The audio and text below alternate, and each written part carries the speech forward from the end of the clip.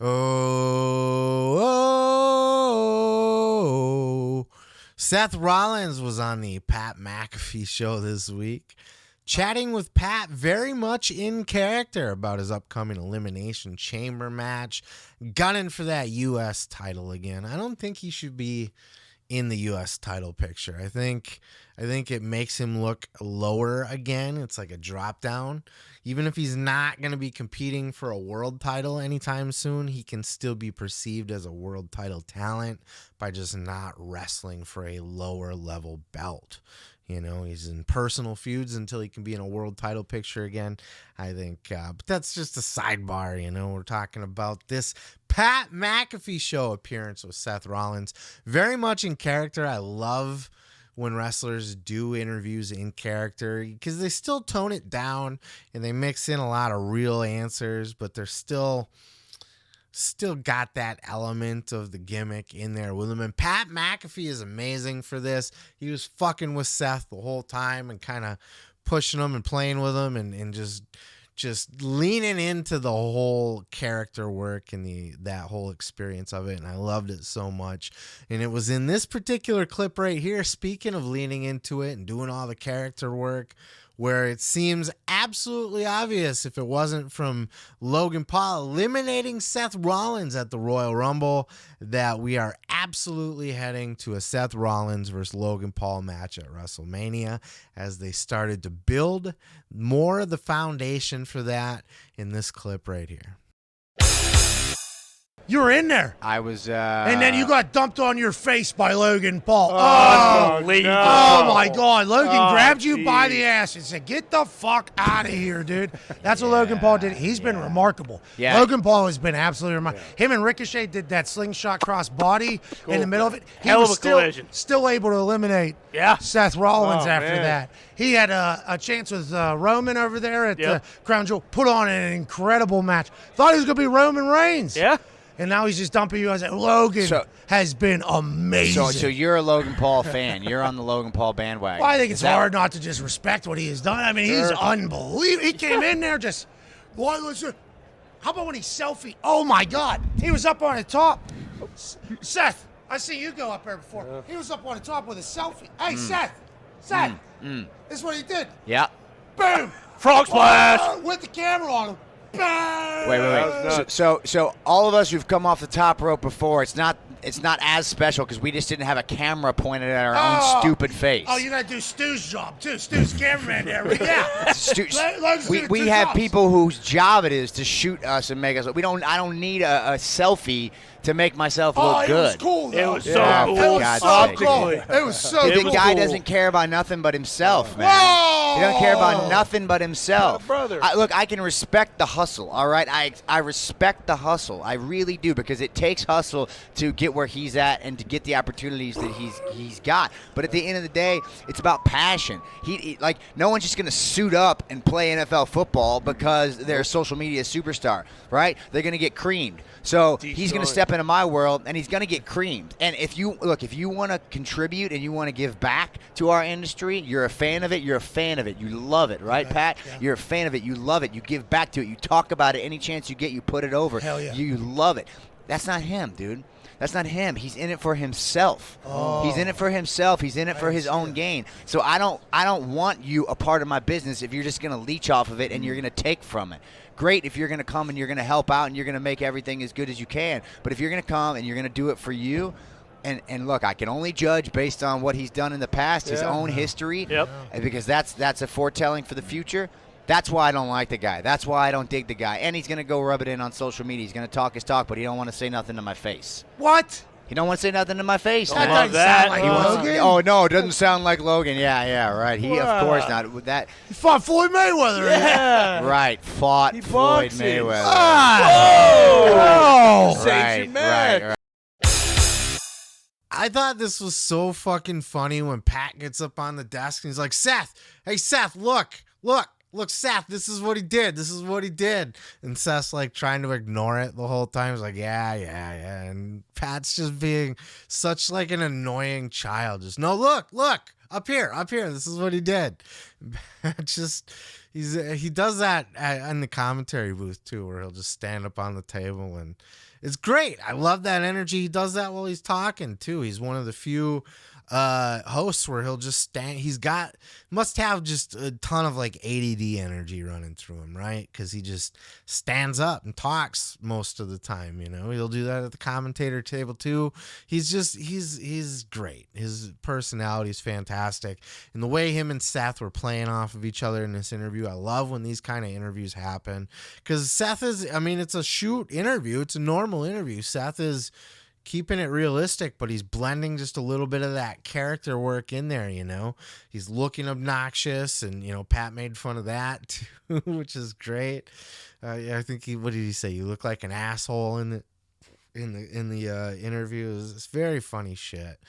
But Rollins, and you almost half wonder, is Rollins mixing in some truth with what he's saying about Logan? Because now this will be the second one. I covered this a couple weeks ago, where John Morrison on the Insight podcast with Chris Van Vliet talked with him, and I have a clip of that in my back catalog if you want to check that out, where Morrison kind of questions Logan Paul's passion for wrestling, how he doesn't really talk about it when he's outside of wrestling, that he's just kind of using it to benefit him.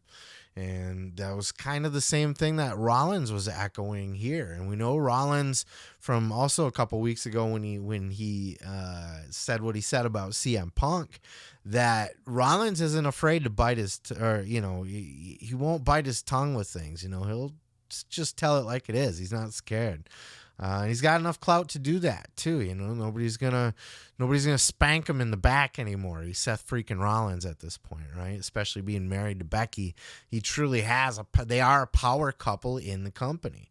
They have sway. So hopefully he doesn't really. I addressed this with Morrison, and I'll push back a little bit here too. No, Logan's not out there just representing WWE 24/7. He's out there trying to push Prime. He got that deal with the UFC. He's got his YouTube channel or his podcast, all that. Logan is his own brand. He's not WWE for life, but I do think he has a passion for it. I think he shows it just by being in the ring and contributing as much as he does and giving as much to it. Like, he really puts effort into it. He trains hard for the matches. He takes the big bumps. He's physical. He's not afraid to get physical or get hurt. And look, he has wrestlers on his podcast often enough. Not all the time, but it's not a wrestling podcast. But he's mixed them into the mix pretty regularly now. And, they'll talk about it on the show from time to time, especially, anytime after the Royal Rumble. Royal Rumble got a big spotlight on his show, and that gets a whole nother viewership than, WWE listeners will normally listen to. So the more that audience is exposed little by little to the outside world of professional wrestling, the more a couple of them might get curious and get drawn in. I think Logan has a passion for it. I think it's a bit unfair to say that he's being selfish about the wrestling business and he's just using it to project himself. I would like to think that that's character work by Seth Rollins. I would like to think that he's just building the storyline, and that's probably is what he's doing. But we did just hear him shoot on CM Punk a couple weeks ago, and though he did it in his character, it certainly seemed pretty much like a shoot, if you ask me. So it'll be interesting to see, but they're clearly building up to this now. I think this is absolutely the direction they go.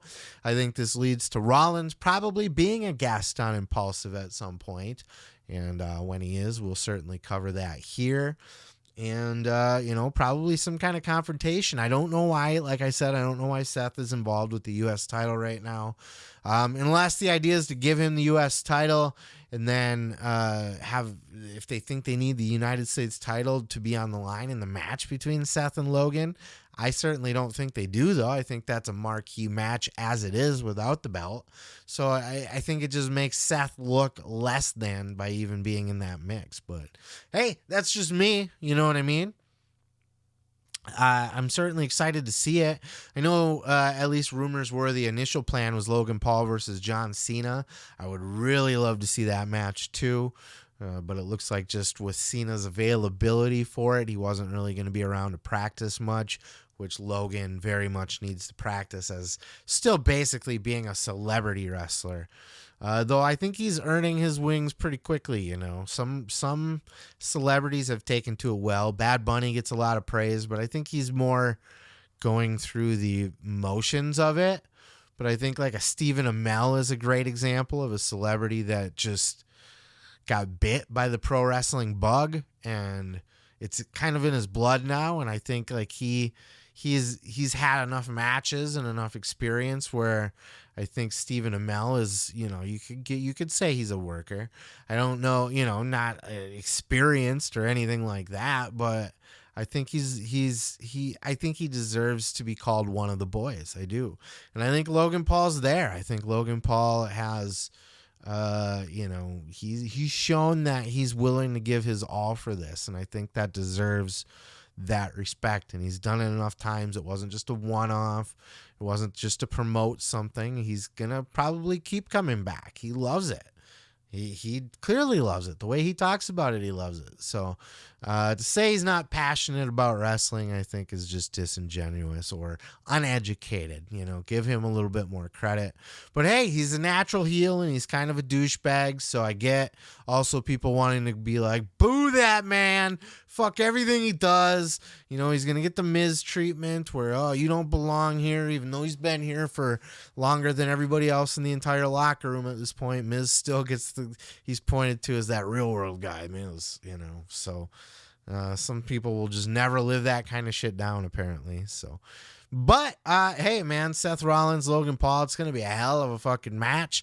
And if this is any indication to the build-up, I think we're in for a good build-up on this, too, where they can kind of play off that realism. And Seth can kind of challenge Logan on, you know, how dedicated is he to pro wrestling? How loyal is he? How passionate is he? We're going to find out. It's going to be fun. I'm excited to see it, and I'm glad Logan's coming back for Mania.